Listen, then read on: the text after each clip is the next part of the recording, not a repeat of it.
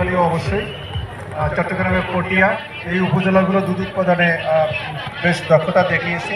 ঠিক যেমন সিরাজগঞ্জ এবং নতুন হাব ক্রিয়েট হয়েছে, নতুন নতুন নতুন পকেট তৈরি হয়েছে, যেমন সাতক্ষীরার তালা উপজেলার জিয়ালা গ্রাম, সিমিলারলি ঢাকার জেলার পাশে গাজীপুর জেলা, টাঙ্গাইল কিছু অংশ, মানিকগঞ্জ এবং মুন্সিগঞ্জ দুধের জন্য বিখ্যাত জেলা।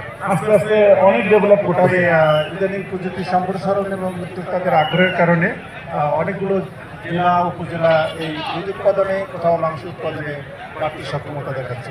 আমাদের সর্বশেষ জরিপে এই তথ্যগুলো উঠে আসছে।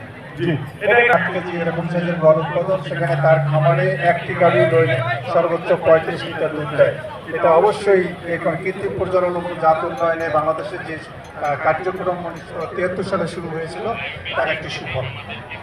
1973 সালে এই কৃত্রিম প্রজনন কিন্তু শুরু হয়েছিল আমাদের জাতির পিতা বঙ্গবন্ধুর হাত ধরে। তো আসলে এই কৃত্রিম প্রজননের মাধ্যমে কিন্তু আজকে আমরা এই সেক্টরটা এই জায়গায় আসতে সক্ষম হয়েছে।